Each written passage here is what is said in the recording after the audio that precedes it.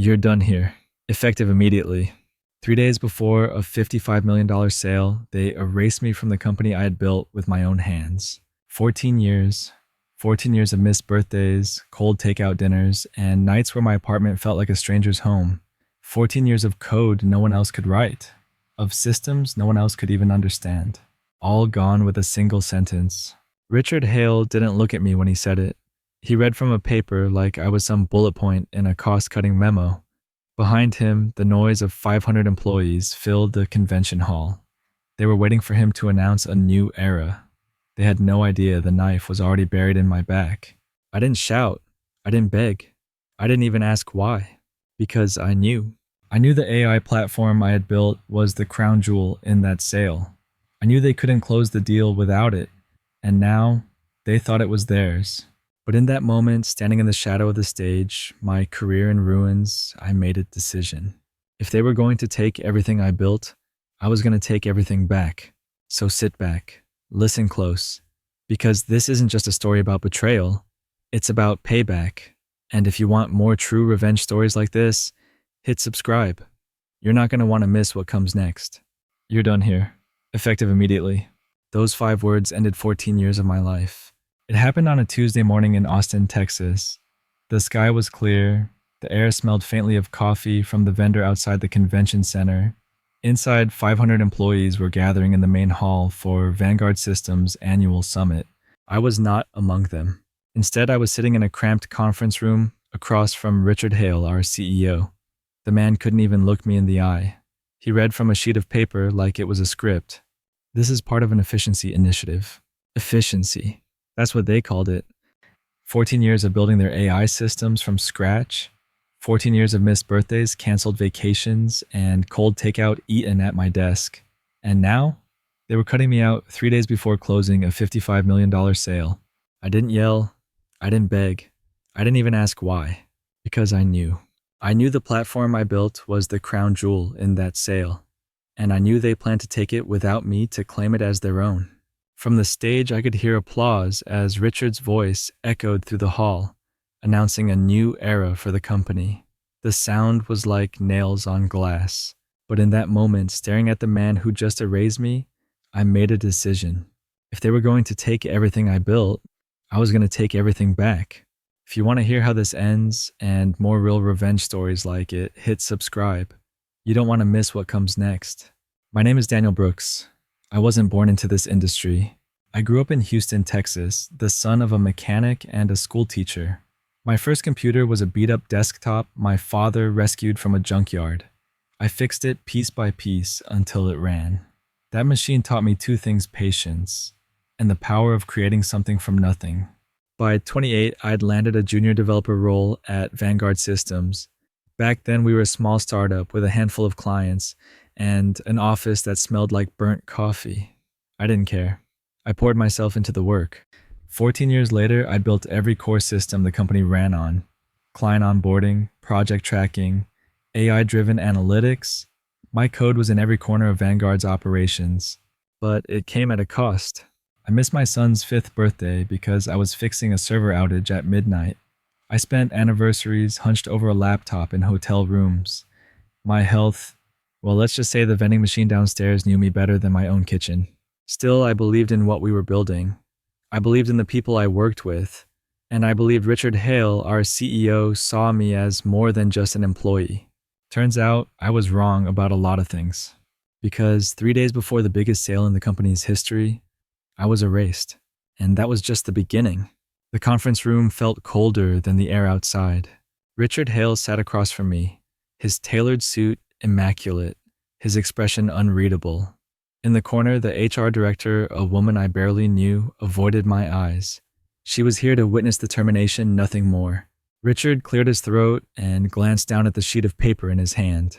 "Daniel, this is part of an efficiency restructuring," he said, reading every word like it was rehearsed. "We appreciate your contributions, but we need to move forward in a more streamlined way." Streamlined. That's what they called it. I studied his face. Not once did he look up. Not once did he say my name without reading it from the page. 14 years, and I was being read like a memo. The HR director slid a folder across the table. Inside were separation papers, a generic letter of recommendation, and a small envelope labeled Final Check. It felt clinical, like dismantling a machine.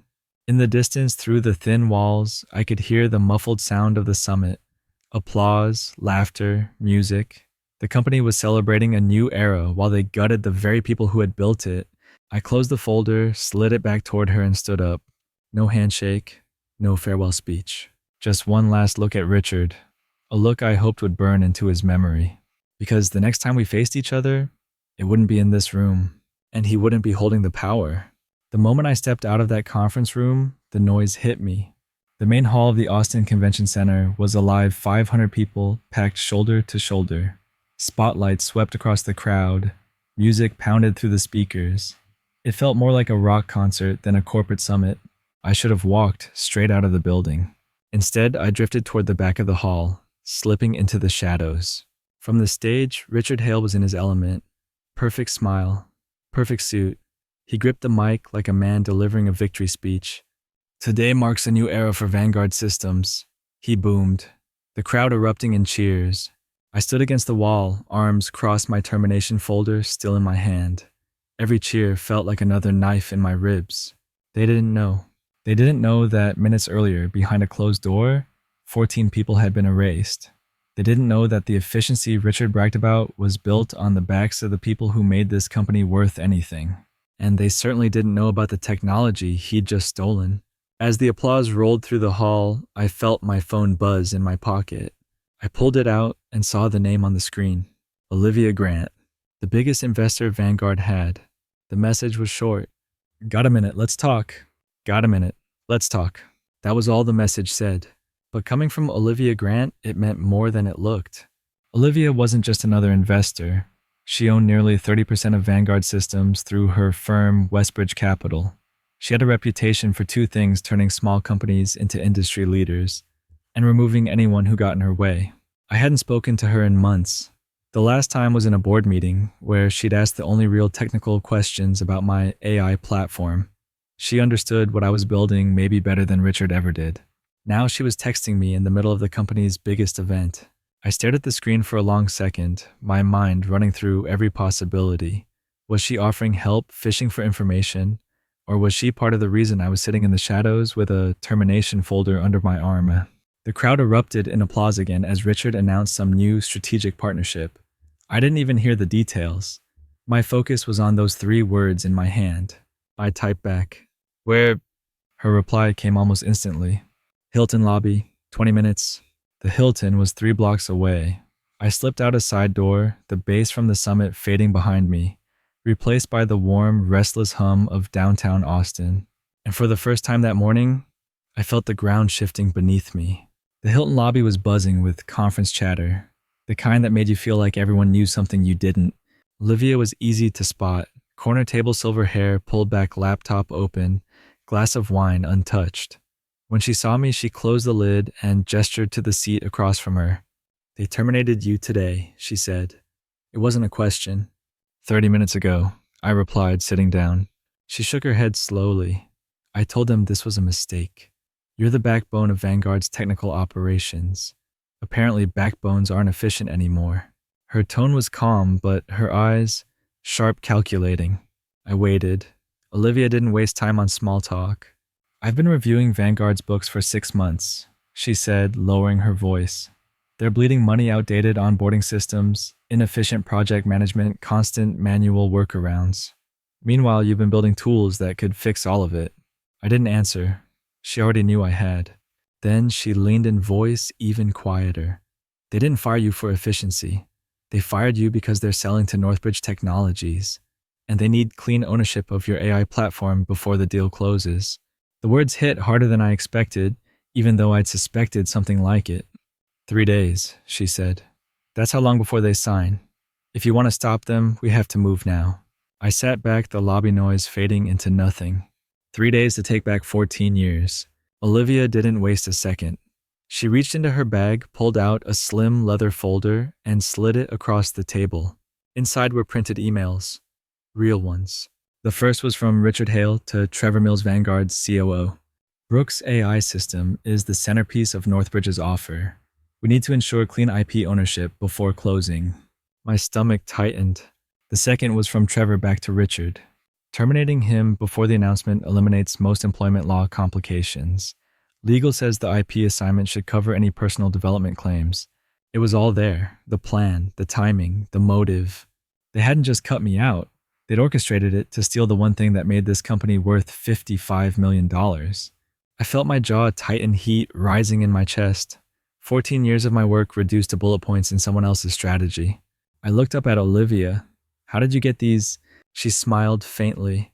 Being on the board has its perks. And Richard, he's not as careful as he thinks. For a long moment, I just stared at the pages, my pulse pounding in my ears. There was no more doubt, no more guessing. This was war. Olivia leaned back. So, Daniel, are you ready to take them down? I closed the folder and pushed it back toward Olivia, but my eyes stayed locked on hers. They planned this for months. I said, my voice low. Yes, she replied. And they think you'll just walk away. I leaned forward. They're wrong. Olivia smiled for the first time that morning. Good, because I'm not here to commiserate Daniel. I'm here to win. She pulled out a second document, this one a draft business plan. Across the top in bold Apex Dynamics. I'm prepared to invest $2 million, she said. We build your platform the right way. Fast. We take it to every one of Vanguard's competitors, and we make their $55 million deal worthless before the ink dries. For a moment, I said nothing. My mind flashed through 14 years of work, all the late nights, all the sacrifices. I'd built those systems under their roof, but the heart of it, the advanced algorithms I'd created on my own time, on my own machines. And I could prove it. You'll have legal cover, I asked. I've already spoken to Marcus Levinson, she said. Best tech attorney in Texas. He's ready when you are. The lobby noise faded again. The decision was simple. Let's do it, I said. Olivia extended her hand. Then we start tonight. By that evening, Olivia's team had already secured a small office in East Austin. Nothing fancy, just 4 rooms, fast internet, and a lock on the door. It was perfect. We called it Apex Dynamics. No press releases, no LinkedIn updates, no corporate fanfare. The fewer people knew, the better. Olivia wired the first half of her investment that night. While she handled legal and corporate filings, I started unpacking my own gear, the machines I'd used for years to build the advanced algorithms Vanguard had rejected. The difference this time, no outdated systems, no corporate politics, no Richard Hale breathing down my neck, just clean code and a clear mission: build the most powerful AI automation platform on the market fast. I called 2 of my most trusted former colleagues, people who had left Vanguard long before this mess began. They didn't ask for details. They just asked, when do we start? The next 72 hours blurred into a cycle of coding testing and coffee strong enough to melt steel. At midnight on the 3rd day, I sat back and looked at the screen. The core module was running faster, cleaner, and smarter than anything I'd ever written under Vanguard's banner. Olivia walked in, holding her phone.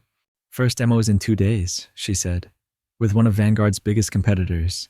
I smiled for the first time in weeks. Then let's make it unforgettable. 2 days after the core module went live, we landed our first demo with Stratos Solutions, a mid-sized tech firm that had been circling Vanguard's market for years. If we nailed this, the ripple effect could crush Richard's $55 million deal before it closed. But nailing it meant building features that would normally take months, in weeks. We went dark, phones on silent, curtains drawn. The 4 of us lived on black coffee takeout and adrenaline. Days bled into nights. The hum of servers became our soundtrack. I rebuilt the onboarding engine from scratch, cutting processing time from hours to minutes. One of my engineers, Carter, developed an adaptive error correction layer that made the platform nearly impossible to crash. At 3 a.m., 3 weeks in, I watched as our stress test dashboard lit up green across every metric. It was the first time I'd exhaled in days. Olivia was relentless on the business side. She'd secured meetings with 3 more Vanguard competitors, all within a week of the Stratos demo. Her calls came in at midnight, at 6 a.m. whenever there was news. How's it running? She asked one morning, her voice sharper than her usual cool tone. Smooth, I said. Better than anything they've got. She smiled. Then let's show them what they're up against. The Stratos demo was in 48 hours, and I was ready to make it hurt. The Stratos Solutions boardroom was all glass and chrome, 20 floors above downtown Austin. Sunlight bounced off the table, catching on the nervous faces of Vanguard's sales team. Yes, they were here too. They didn't expect to see me. Olivia handled introductions like a chess master. By the time she slid the laptop in front of me, the room was leaning forward. "We're Apex Dynamics," she said, "and this is what the future looks like." I launched the platform. In seconds, the onboarding interface was live, pulling client data from multiple systems without a single hitch. No lag, no crashes. Every feature Vanguard had promised Stratos for years, plus the ones they hadn't thought of. The room was silent except for the soft click of my keyboard. Then the metrics started to update in real time. Onboarding time cut by 83% error rates, down to near zero predictive scheduling built into the dashboard. One of Stratos' executives let out a low whistle. "How soon can we implement this?" Olivia smiled. "We can start Monday." Across the table, the Vanguard reps looked like they'd just swallowed glass. One of them pulled out his phone under the table, probably texting Richard Hale. I closed the laptop and leaned back. "That's the demo," I said. "Questions?" There weren't many. The deal was ours before we even left the building. And Stratos was just the first domino. 2 days after the Stratos deal went public, my phone lit up with an unknown number. "Daniel, it's David Larkin." The voice said, a former colleague still stuck inside Vanguard. "You should know what's happening here." I stepped out of the Apex office into the warm Austin air. "Go on." "The Northbridge deal, it's cracking. Their tech team came in for a full evaluation last week. Your old onboarding system crashed twice during the demo. Project management tools missing half the features you just showed Stratos." I could almost hear Richard Hale's blood pressure spiking from across town. "They've cut so many engineers since you left," David continued. "Nobody here can fix it in time. We are barely holding the current systems together." It was exactly what I'd hoped for and exactly what they'd earned. Inside Apex, Olivia was already moving the pieces. She'd pushed the Stratos success story to every major player in our target market. Within a week, 3 more companies had signed on. "They're panicking, Daniel," Olivia said one evening, scrolling through an email leak from Vanguard's sales team. "Half their pipeline is asking for meetings with us." I leaned back in my chair, letting it sink in. We weren't just competing with them anymore. We were gutting them from the inside out. It was late. The Apex office was quiet, except for the soft hum of the servers. Olivia was in the corner reviewing contracts, her glasses catching the glow of her laptop. I was cleaning up my desk when a notification pinged on my screen, an email forwarded anonymously. Subject line: "Board meeting minutes. Confidential." Curiosity got the better of me. I opened it. The timestamp was from 4 months ago, well before my termination. Halfway down the transcript, my stomach turned. "If Brooks's IP is as valuable as you say," Olivia's voice said, clear in the recording, "removing him before the deal closes might simplify ownership claims." Richard's reply came next. "Exactly my thinking." And Olivia again. "Then let's move forward before he sees what's coming." I sat frozen, staring at the words. She hadn't just known about my firing. She'd endorsed it. All the meetings, the "we're in this together" speeches, all built on the fact that she'd once been on the same side as Richard Hale. I closed the email just as Olivia walked over. "Something on your mind?" she asked. I forced a smile. "Just thinking about our next move." Inside my head was spinning. Olivia had saved me, but only after she'd helped set the trap. And now I needed to decide if I could trust the person sitting across from me, or if she was just the next target. 2 weeks after the Stratos win, Olivia called me into her office. The glass walls of Apex Dynamics looked out over the city, the skyline glowing in the Texas dusk. "Northbridge just pulled their offer," she said, barely hiding her satisfaction. "Vanguard's valuation is collapsing. You've done it, Daniel." I nodded, but inside my thoughts were elsewhere. That board transcript still burned in my mind. Olivia had helped set my firing in motion only to pivot when she saw a bigger payday. She wasn't my partner. She was an opportunist. So I'd set my own plan in motion. The night before, I'd finalized a series of quiet legal transfers with Marcus Levinson, our attorney. My name now stood alone on the patents for the advanced modules, the ones that made Apex unbeatable. I'd also secured controlling interest through a private buyout of shares Olivia didn't know were for sale. Daniel, I've lined up 3 potential acquirers for Apex. She continued, sliding a file across the table. I didn't open it. We won't be selling Olivia. She blinked. What? I leaned forward. As of this morning, I control the majority of Apex. You're welcome to stay on as an employee. For the first time since I'd met her, Olivia was silent. And in that silence, I felt something I hadn't in months. Closure. 3 months later, Vanguard Systems was nothing more than a name in old press releases. Richard Hale had resigned under pressure from angry investors. Trevor Mills had vanished into some mid-level role in another city. And Apex Dynamics. We were thriving, 40 employees, clients in 6 states, and an industry reputation that kept our phones ringing day and night. Some nights, I'd stay late in the office, looking out over Austin's skyline. I'd think about that morning in the conference room, Richard reading my termination like a grocery list, and about Olivia's calm smile when she thought she was untouchable. I'd taken back everything they tried to steal, and I'd done it on my terms. But here's the truth. Revenge isn't about rage. It's about patience. It's about letting them believe they've won, right up until you take it all away. Apex wasn't just my company now. It was proof. Proof that you don't walk away when someone erases you, you rewrite the ending. And maybe this isn't the last ending I'll rewrite, because in this business, there's always another Richard, another Olivia, another story waiting to be told. If you've stayed with me through this, you know how it feels to see justice served cold. So stick around. There are more stories, real stories of people who didn't just survive betrayal. They turned it into their greatest victory. Hit that subscribe button and you won't miss the next one.